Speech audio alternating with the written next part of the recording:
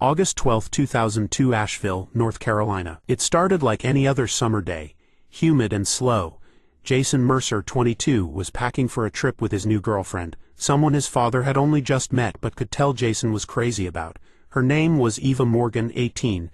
They'd only known each other for a month, but the spark between them was instant. Jason's father, Robert Mercer, watched them pull away from the driveway, smiling at his son's enthusiasm. "Be safe," he called after them. "I will, Dad. I'll call you tonight." But the call never came. August 13, 2002, 6:15 a.m. 30 miles south of Asheville, in a rural town called Pine Hollow, the sheriff's department received a frantic 911 call. A man reported a girl banging on his door with a butcher knife, barefoot, covered in sweat and dirt. When officers arrived, they found Eva Morgan in complete shock, whispering, "They shot him, they shot him." She pointed to a house across the street, a pristine white two-story home nestled beside a slow-moving creek. But when officers entered, the house was empty. Spotless, too spotless, no blood, no mess, no struggle, just one strange thing, a large human-sized metal box in the back room. Officers fanned out and followed a dirt trail behind the house to the creek. That's when they made the discovery that would haunt the state for decades. In the slow current, 88 pieces of human remains floated in the water. Hours later, in Greenville, South Carolina, a man walked into an electronics store. He stood in front of a camcorder, pressed record, and began speaking. "Hi, Marlene. I guess it's all out now, huh? I didn't want it to go this way. I love you." His name was Dennis Holloway. No one in the store knew that just hours earlier, he had helped dismember a man and trap a girl in a box. He smiled calmly at the camera, said goodbye, and walked away. Dennis Holloway was now a fugitive. But for Eva Morgan, the nightmare had just begun. On August 11th, Jason Mercer had told his father he was headed to Pine Hollow to settle a small debt. The trip was casual, he said, business, but also fun, a chance to show Eva a different part of the state. Eva thought the same. She was smitten with Jason, a gentle soul who made her laugh, who held doors open and kissed her cheek like it meant something. They had just started dating, but already she was imagining a future with him. They reached Pine Hollow at sunset. Jason told her they were visiting a friend, Dennis, a guy who owed him money. The house was dark when they arrived, no porch light, just Dennis sitting on the steps, his face unreadable. That should have been the first red flag, Eva later recalled. Why didn't I ask questions? Inside, Dennis offered drinks. Eva sat at the kitchen table while Jason and Dennis discussed business. She wasn't paying close attention. Their voices were low, calm. There was no tension in the air. Then gunfire. Jason collapsed instantly. Blood splattered the blinds. Behind him stood a man Eva had never seen before, Kevin Mathers, 19, holding a smoking gun. Eva froze, her scream caught in her throat. "I thought, this is it, I'm going to die too." Dennis rushed toward her. He hugged her tightly, too tightly, and carried her to the back room. There he hogtied her, gagged her, and shoved her into the metal box. Inside that box, Eva could barely move. It was pitch black, air thick with rust and fear. Hours passed, or maybe days. She lost track. All she knew was pain, terror, and the memory of Jason's lifeless eyes. Dennis returned. He pulled her out and told her something she would never forget. How you perform determines if you live or die. He raped her, then shoved her back inside. While Eva endured unthinkable trauma, Dennis Holloway recorded himself smiling into a camcorder and mailed the tape to his estranged wife, Marlene Holloway. When she opened the package, she almost vomited. She hadn't spoken to Dennis in years, had fled their marriage in fear. Now he was back, whispering confessions into the lens. 12 years earlier, in 1990, Marlene had married Dennis after her first divorce. He was the groundskeeper at her son's school, quiet, helpful, creative. He claimed to write short fiction and kept dozens of binders filled with stories. One night, curiosity got the better of her. She opened a binder. They were all about women being kidnapped and tortured. When she confronted Dennis, he said, "Those are just fantasies." Marlene wanted to believe it, until the fantasies became real. 12 years before Eva Morgan escaped from the box, Marlene Holloway was a newlywed.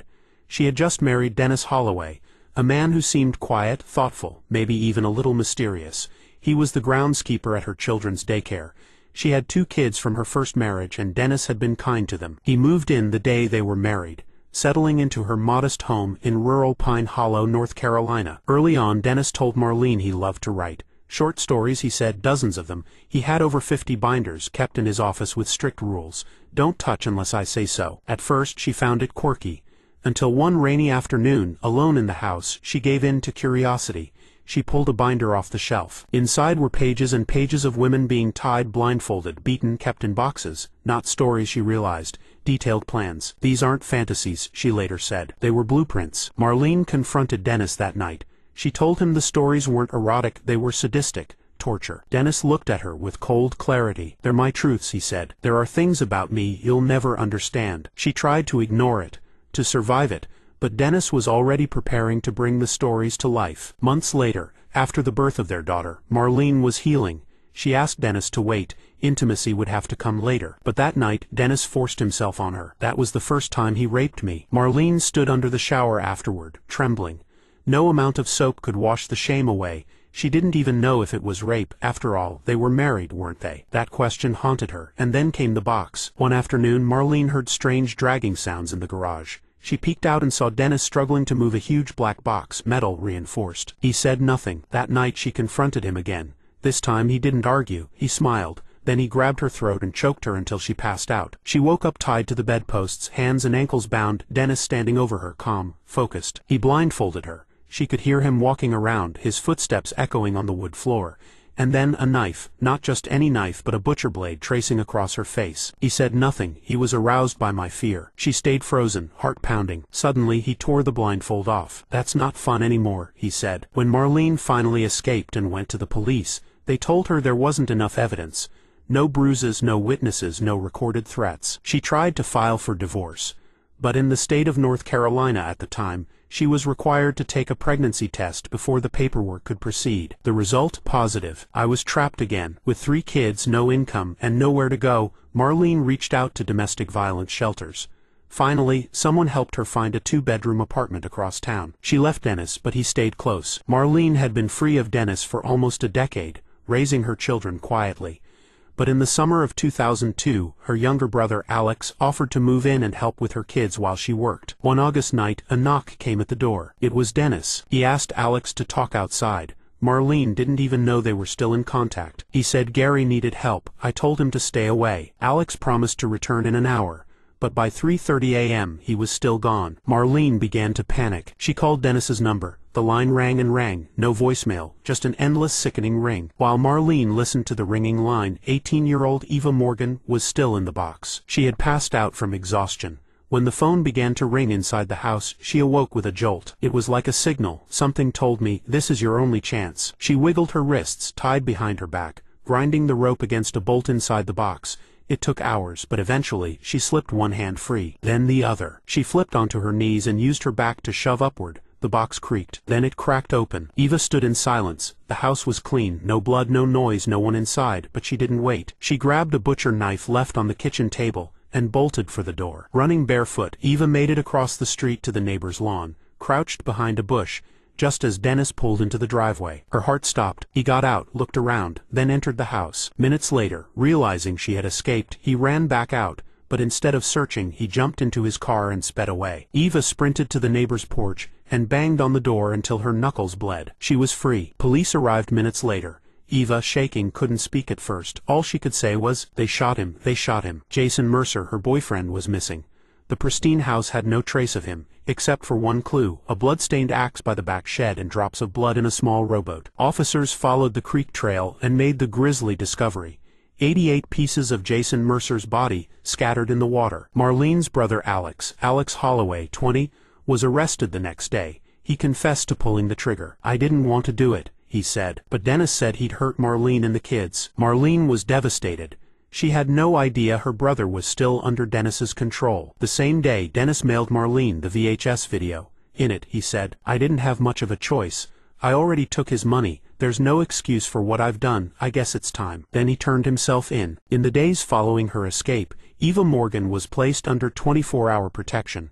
Though Dennis Holloway was behind bars, Eva never felt safe. She had seen what he could do, and more than that, she knew he wasn't done. He didn't just want control, she later said. He wanted erasure. If I stayed alive, he couldn't rewrite the ending. The media dubbed her the girl in the shadow box. Her name, her face, her trauma, plastered on newspapers and TV across the state. She was both a survivor and a witness, but that made her a target. On August 14, 2002, Dennis Holloway was arrested just 6 blocks from Marlene's office. He didn't resist. He asked for a pen and paper, saying he wanted to write a letter to make peace. That letter was confiscated. Alex Holloway, Marlene's younger brother and the man who shot Jason Mercer, had turned himself in earlier that day. His statement was chilling. Dennis said if I didn't help, he'd take it out on Marlene. on the kids. Both men were charged with capital murder, kidnapping, and sexual assault. But the prosecutors knew Eva's testimony was the key. Even behind bars, Dennis wasn't finished. Weeks after his arrest, authorities intercepted letters and coded phone calls. He had tried to put a hit on Eva from jail. He had connections, loyalists, people who owed him. That made Eva's life even more claustrophobic than the box. She changed homes 3 times. She stopped answering unknown numbers. She even considered leaving the state under a witness protection alias. But then she remembered Jason. He can't speak, so I have to. She stayed. Meanwhile, Robert Mercer, Jason's father, was shattered. The day the police told him about his son's remains, he collapsed. Jason had been cut into 88 pieces. Robert had to identify what was left. A single tattoo fragment and a necklace he'd given his son on his 18th birthday. He didn't speak to reporters. He barely ate. But he showed up every day to court in the months leading to the trial. If she's brave enough to face him, so am I, he said of Eva. Exactly 1 year after the murder, the trial began in Buncombe County Courthouse. Security was tight. Reporters camped out. The courtroom overflowed. Eva, now 19, walked into the courtroom and locked eyes with Dennis for the first time since that night. He looked calm, clean-shaven, dressed in a suit, as if he were at a business meeting. But Eva wasn't the girl in the box anymore. I was scared, she later admitted. My whole body was shaking. But I wasn't going to run again. On day 2 of the trial, Eva testified. For 6 hours she recounted the night she saw Jason shot, the moment Dennis grabbed her, the time inside the box, the rape, the escape. Her voice cracked but never broke. At one point Dennis looked down, at another he smiled. But Eva kept going. He doesn't get to win, she told the jury. Not after what he did to Jason. Not after what he did to me. Alex Holloway took the stand next. He cried as he spoke. I didn't want to kill him. I didn't. But Dennis, he made me believe we were in danger. He confessed to firing 9 shots, 7 in Jason's back, 2 in the chest. The courtroom gasped. Jason's mother sobbed quietly in the gallery. Robert Mercer remained still, hands clasped. Alex's testimony made it clear. He was a pawn, but he was still guilty. Dennis refused to testify, but his defense team spun a story. Jason had threatened him. Eva had exaggerated. The sex was consensual. They even tried to introduce Eva's juvenile records, hoping to discredit her. The judge shut it down. The prosecution reminded the jury. Jason's blood was found on the blinds. The box had her DNA and fibers matching Eva's clothing. The butcher knife still had Dennis's fingerprints. You don't build a coffin unless you plan to bury someone, the prosecutor said, pointing at the box. On August 25, 2003, the jury returned with their decision after just 3 hours. Dennis Holloway, guilty on all counts. Alex Holloway, guilty, with reduced sentence due to cooperation. Dennis was sentenced to death. Alex received life without parole. Eva didn't cry, she didn't cheer, she simply exhaled. I could finally sleep. In the months after the trial, Eva tried to rebuild her life. She dyed her hair, changed her name, avoided the news, but nothing could erase the image of the box. She had nightmares, paranoia, she was afraid of mirrors, afraid of windows, afraid of going outside after dark. But she didn't let it define her. I'm not a victim, she said years later. I'm the reason they didn't get away with it. After the trial, Eva Morgan disappeared. She didn't go into witness protection. There was no federal funding or formal plan, but she might as well have. She changed her name, cut her hair, moved across states, and never stayed in one place for too long. I spent a decade waiting for someone to find me, she later said. Someone sent by him, even though he was on death row. She moved through small towns, Johnson City, Paducah, Greensburg, taking jobs under the table, bakery clerk, bookstore cashier, hotel night shift. She avoided social media. She didn't date. She didn't even use her real birthday. And yet, the past followed her everywhere. In 2007, Eva received a letter. No return address. Just her name, her new name, and a short message typed in block letters. We still know. It wasn't signed. But she didn't need it to be. She moved again. This pattern continued for years. New address, new job, a letter, flight. No arrests were made. No one could prove where they came from. But Eva was convinced that Dennis Holloway, even from prison, was trying to erase her. While the rest of the world moved on, Eva lived in a constant state of alert. She memorized every exit of every building she entered. She never sat with her back to a door. She never parked in the same spot 2 days in a row. I wasn't just running from Dennis, she admitted. I was running from his world, from his legacy, because she wasn't only afraid of him. She feared his supporters, his family, and most of all, his children. Eva couldn't stop wondering what Dennis's kids thought of her. Would they grow up blaming her for putting their father on death row? Would they believe she was lying? Would they come looking for her? She imagined one of them, maybe a son, knocking on her door someday. not to talk but to finish what their father started. In my mind they hated me, she said, and part of me thought maybe they should. In all those years Eva never heard from Marlene Holloway, Dennis's ex-wife. But Marlene had her own journey. After the trial, she cut all ties with her brother Alex, who would spend the rest of his life behind bars. She moved to Wilmington with her 4 children and changed her number. She never remarried. She never spoke publicly, but privately, she prayed for Eva every day. Over a decade after her escape, Eva slowly started reclaiming her life. She began therapy under her new identity. She started keeping a journal. And eventually, she moved to a coastal town where no one knew her and opened a small thrift shop. It was the first time in years she used her real first name. Eva, she wrote in her diary, "You're still here." In 2017, Eva met Daniel, a quiet mechanic who rented the apartment above her shop. He didn't ask questions. He liked old records, strong coffee, and building things with his hands. For the first time since Jason, she let someone in. They married in a courthouse ceremony in 2019. In 2020, she gave birth to a daughter, and yet even in joy, the shadow box stayed with her. It started with a phone call from a documentary crew working on a series for TrueSight Investigations. They had uncovered the Holloway case and wanted to interview Eva, now 38 years old. At first she refused, then they said something she wasn't expecting. "We've been contacted by Marlene Holloway. She wants to meet you." Eva froze. Her thoughts spiraled. Was it a trap? Was this the moment she'd feared? Or was it something else? She agreed. They met in a quiet cottage rented by the film crew. Cameras were rolling, but the moment was intimate, quiet, raw. Eva walked in, heart pounding. Marlene stood in the doorway, trembling. "Hi, I'm Marlene." "I'm Eva." They stared at each other. Then Marlene said, Can I hug you?" Eva nodded. They held each other for a long time. "You saved me. You don't know it, but you did. I have 4 kids who are alive because you got out. You are my hero." Eva couldn't speak at first. Then, "I've been afraid of you for years. I thought your kids would come after me." Marlene shook her head. "We thank God for you. We've thanked him every day since." They sat down, they drank tea, they cried, and they began the first conversation they never thought possible. A few months later, Eva did something she once thought impossible. She changed her name back to Morgan. She created a public post, her first in nearly 2 decades. "I'm not the girl in the box anymore. I'm not a victim, I'm a survivor, and I'm done hiding." The response? Thousands of messages, women and men who had lived through abuse, people who had read about the case and never forgotten her. She had become something more than a story. She had become a voice. It's now 2023. The world looks different, but for Eva Morgan the past never disappeared, it simply changed shape. Her thrift store in coastal Southport, North Carolina is small, filled with mismatched bookshelves, antique frames, and a tiny play area for her daughter Nora. Most of the locals know her as Miss Eva, with the warm smile and soft voice. They don't know that she once crawled out of a box built for death. But Eva doesn't hide anymore. In March, Eva released a memoir, Shadowbox: What Survived. It wasn't a sensational true crime retelling. It was a story of survival, healing, and reclaiming power. Within days, it hit bestseller lists across the Southeast. Reviewers called it unflinching but tender, a testament to strength in the face of evil. But Eva didn't write it for fame. She wrote it so that no other girl would feel as alone as she once did. Later that year, Eva was invited to speak at a national conference on trauma recovery and justice reform. Standing on stage in front of 600 people, she did something she never thought she could. She told her story out loud, unfiltered, from start to finish. She ended her talk with, "I am not the girl in the box.